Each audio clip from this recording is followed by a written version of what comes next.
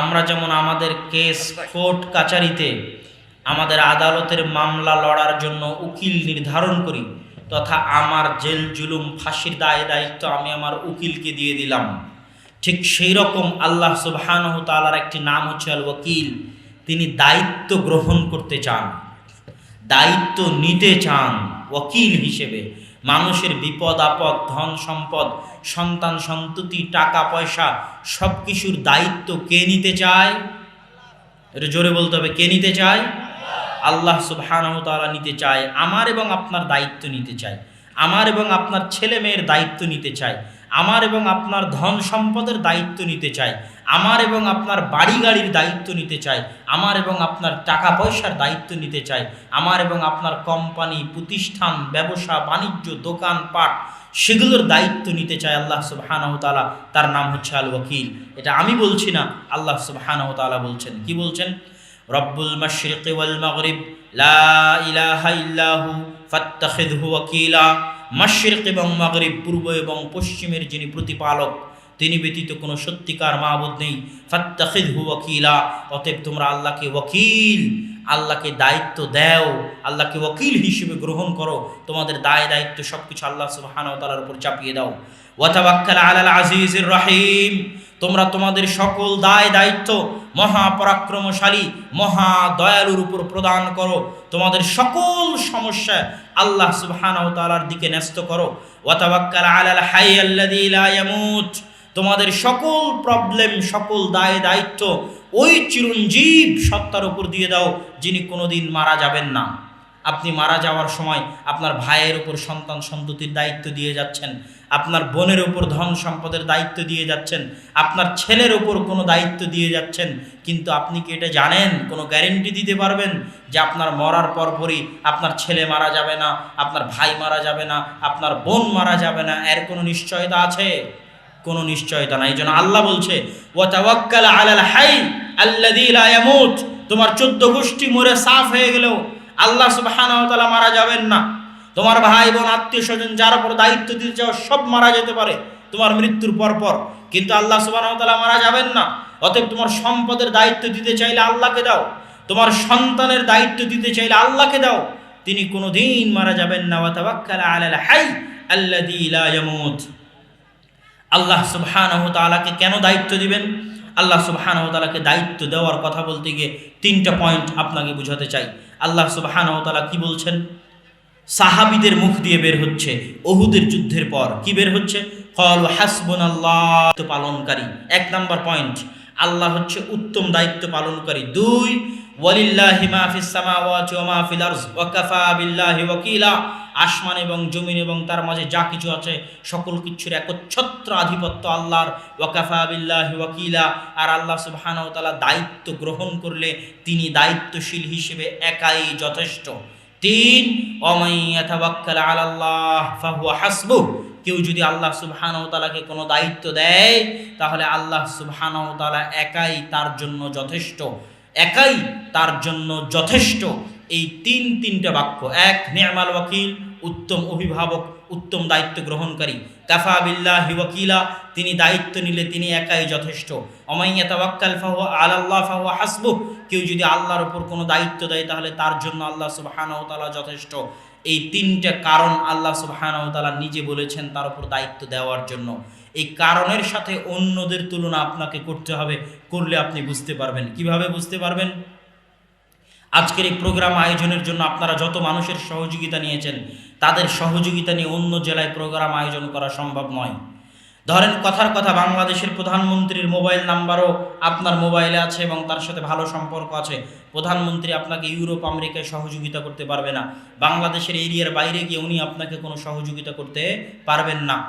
যখন মোবাইলে চার্জ থাকবে না, ভূমিকম্প হয়ে মাটির নিচে চলে যাবেন, যখন কোনো যোগাযোগ করতে পারবেন না, যখন অটল আটলান্টিক মহাসাগরের মধ্যে থাকবেন, তখন আপনি পৃথিবীর যত দামি ব্যক্তির নাম্বার আপনার কাছে থাকুক, তাদের কারো পক্ষে সম্ভব হবে না আপনার জন্য সহযোগিতা করা। তথা পৃথিবীর এমন বহু পরিবেশ, বহু পরিস্থিতি আছে, যেই বহু পরিবেশ, বহু পরিস্থিতিতে পৃথিবীর কোনো মানুষই আপনাকে সহযোগিতা করতে পারবে না। কোনো মানুষই আপনাকে সাহায্য করতে পারবে না। কিন্তু পৃথিবীর এমন কোনো পরিবেশ, এমন কোনো পরিস্থিতি, এমন কোনো সময়, এমন কোনো ক্ষেত্র নয় যেই ক্ষেত্রে, যেই সময়ে, যেই পরিবেশে, যেই পরিস্থিতিতে আল্লাহ সুবহানাহু ওয়া তাআলা আপনাকে সহযোগিতা করতে পারবেন না কেন? ওয়ালিল্লাহি মুলকুস সামাওয়াতি, আল্লাহ সুবহানাহু ওয়া তাআলার হাতে রয়েছে রাজত্ব। আসমান এবং জমিন এবং তার মাঝে যা কিছু রয়েছে, ইউরোপে থাকলেও রাজত্ব আল্লাহর, আমেরিকায় থাকলেও রাজত্ব আল্লাহর, বাংলাদেশে থাকলেও রাজত্ব আল্লাহর, আটলান্টিকে ডুবলেও রাজত্ব আল্লাহর, কোনো পাহাড়ের গুহায় আটকে গেলে ওই পাহাড়েও রাজত্ব আল্লাহ সুবহানাহু ওয়া তাআলার। তথা সকল ক্ষেত্রে, সকল জায়গায়, সকল পরিবেশে যিনি আপনার হয়ে দায়িত্ব পালন করতে পারবে তিনি কে? আল্লাহ সুবহানাহু ওয়া তাআলা।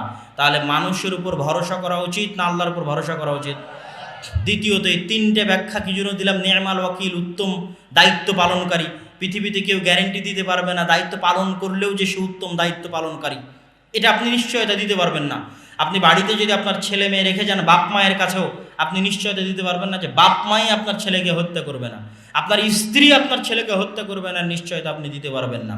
আপনার কাজের বিশ্বস্ত মেয়ে আপনার ছেলেকে হত্যা করবে না, এর নিশ্চয়তা আপনি দিতে পারবেন না।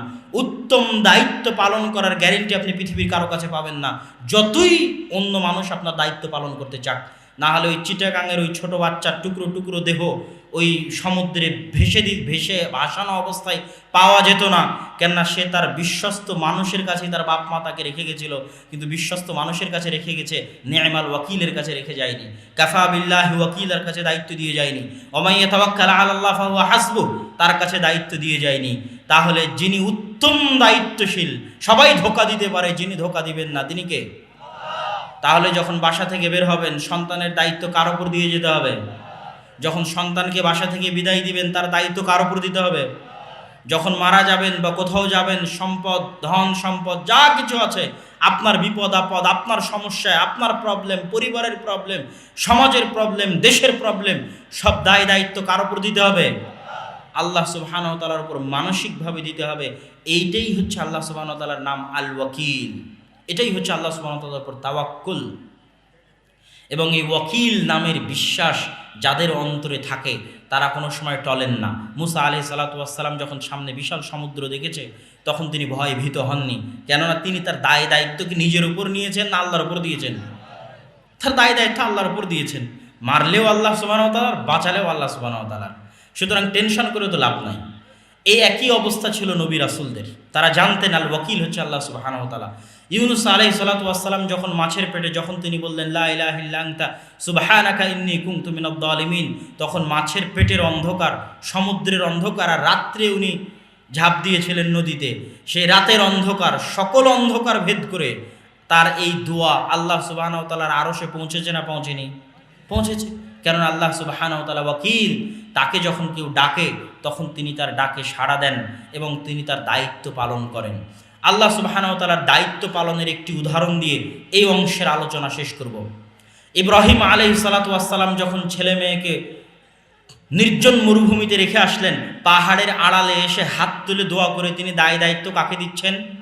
আল্লাহকে। এখন আপনি বলবেন ইব্রাহিম আলাইহিস সালাতু ওয়াস সালাম তো অনেক দামি নবী, তার দায়িত্ব তো আল্লাহ নিবেই। যেমন আজকের যুগে যারা সেলিব্রিটি হয়, ভাইরাল হয়, তাদেরকে তো প্রশাসন একটু আলাদাভাবে মূল্যায়ন করে, সে তো সহযোগিতা পাবেই। আমার তো নাম না জানা, অজানা গুমনাম, আমাকে আবার কে মূল্যায়ন করবে? এবার আপনার জন্য একটা ঘটনা শোনাই। মুসা আলাইহিস সালাতু ওয়াস সালাম এবং খিজির আলাইহিস সালাতু ওয়াস সালাম যখন তৃতীয় স্টপেজে, যখন এটি ভাঙ্গা ঘর তারা ঠিক করে দিচ্ছেন, আল্লাহ সুবহানাহু ওয়া তাআলা পবিত্র কোরআন মাজিদে বলছেন যেটা আল্লাহ চান যে তারা এই ঘর ঠিক করে দিক। কেন? ওই ঘরে দুইজন এতিম সন্তানের সম্পদ আছে, আর দুই এতিম সম্পদের সন্তানের সম্পদ হেফাজতের দায়িত্ব তাদের বাপ মা আল্লাহর উপরে দিয়ে গেছিলেন। ওয়াকানা আবুহুমা সালেহা, তারা ছিলেন সৎ, তারা সৎ পিতামাতা নিজেদের এতিম সন্তানের সম্পদ হেফাজতের দায়িত্ব আল্লাহকে দিয়েছে। ওই দুই এতিম সন্তানের নামও কেউ জানে না, ওই দুই সৎ বাপ মায়ের নামও কেউ জানে না। ওই দুই সৎ বাপ মা কোনো নবী রাসূলও ছিল না, কোনো যে আপনি যেটা বলবেন যে ইব্রাহিম আলাইহিস সালামের দোয়া তো আল্লাহ কবুল করেছে, ইউনূস আলাইহিস সালামের করেছে, আমার কিভাবে করবে?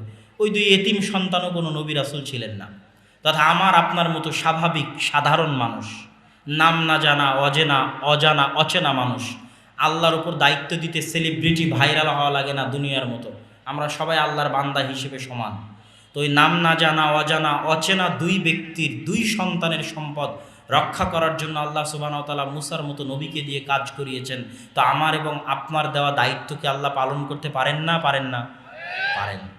আল্লাহ সুবহানাহু ওয়া তাআলা আল ওয়াকিল। চতুর্থ পয়েন্ট সংক্ষিপ্ত বলে শেষ করব, আশ-শাকুর, আল্লাহ সুবহানাহু ওয়া তাআলা শুকরিয়া আদায়কারী, কৃতজ্ঞতা স্বীকারকারী। কৃতজ্ঞতা তো মানুষ স্বীকার করবে, আল্লাহ কেন স্বীকার করবেন? আল্লাহর আমরা কি উপকার করেছি যে আল্লাহ কৃতজ্ঞতা স্বীকার করবেন? অথচ আল্লাহ কোরআনে নিজেকে বলেছেন ইন্নাহু গফুরুন শাকুর, আল্লাহ হচ্ছেন ক্ষমাশীল এবং শুকরিয়া আদায়কারী। এটার অর্থ হচ্ছে আল্লাহ সুবহানাহু ওয়া তাআলা শুকরিয়া আদায় করবেন আমার এবং আপনার ভালো কাজের। আমরা যখন কোনো মানুষকে উপকার করি তখন তার কাছে শুকরিয়া চাই, থ্যাংক ইউ চাই, ধন্যবাদ চাই। এই থ্যাংক ইউর মূল্য কি বলা পর্যন্তই শেষ, কিন্তু তারপরেও অন্তরে আফসোস থাকে তার এত উপকার করলাম, একটা ধন্যবাদ পর্যন্ত দিল না, একটা থ্যাংক ইউ পর্যন্ত দিল না। আজকে যদি আপনি আল্লাহর এই শাকুর নাম বুঝে যান, আপনার অন্তরে মানুষের উপকার করতে কোনো কার্পণ্য থাকবে না।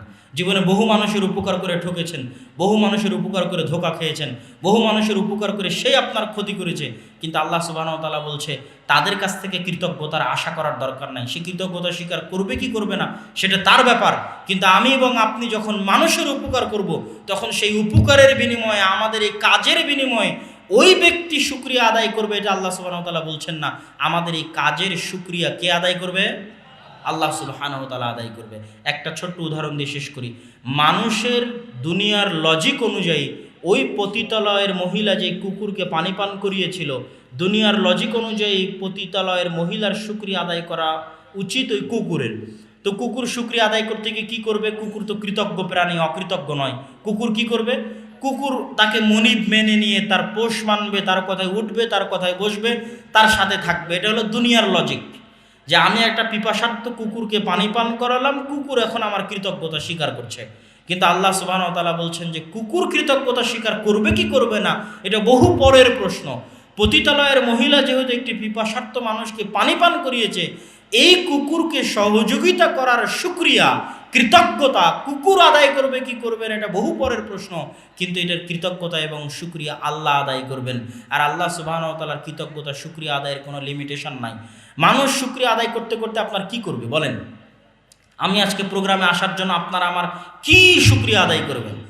ধন্যবাদ দিবেন, থ্যাংক ইউ বলবেন, টাকা পয়সা দিয়ে শুকরিয়া আদায় করবেন, আর কি করবেন? আর কি দিয়ে আপনি শুকরিয়া আদায় করতে পারেন? কিন্তু আল্লাহ সুবহানাহু ওয়া তাআলা যদি আমার এখানে আসার শুকরিয়া আদায় করতে চায়, তার শুকরিয়া আদায় করার কোনো লিমিটেশন আছে? কোনো সীমাবদ্ধতা আছে? সামান্য একজন পতিতালয়ের মহিলাকে যদি সামান্য একটি কুকুরকে পানি পান করানোর কারণে তার শুকরিয়া আদায়ের যেহেতু লিমিটেশন নাই, এই জন্য তিনি তার জন্য জান্নাতের ঘোষণা দিয়ে দিয়েছে। আল্লাহু আকবার। তো আপনিও আর এক মানুষের উপকার করবেন, শুকরিয়া চাইবেন কার কাছে? কেন আল্লাহ হচ্ছে শাকুর, আপনার প্রতিটা কাজের শুকরিয়া তিনি আদায় করবে, আর তার শুকরিয়া আদায়ের কোনো লিমিটেশন নাই। আপনি আজকে যে ভালো অবস্থায় আছেন, যে কল্যাণের মধ্যে আছেন, এটা আপনারই কোনো ভালো কাজের শুকরিয়া স্বরূপ আল্লাহ সুবহানাহু ওয়া তাআলা আপনাকে দিয়েছে।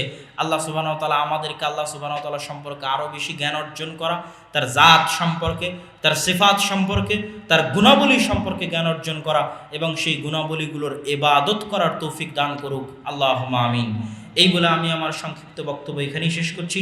ওয়া আখিরু দাওয়ানা আনিল হামদুলিল্লাহি রাব্বিল আলামিন। আসসালামু আলাইকুম ওয়া রাহমাতুল্লাহি ওয়া বারাকাতুহু। আগামী ফেব্রুয়ারি মাসের 3 তারিখ দিনাজপুর আল জামিয়া সালাফিয়ায় সালাফি কনফারেন্স আছে, এবং মার্চের 3 এবং 4 তারিখ রূপগঞ্জ নারায়ণগঞ্জে সালাফি কনফারেন্স আছে। রাজশাহীর কনফারেন্সে গেছিলেন কিনা জানি না, কিন্তু এই 2 কনফারেন্সে দাওয়াত থাকলেও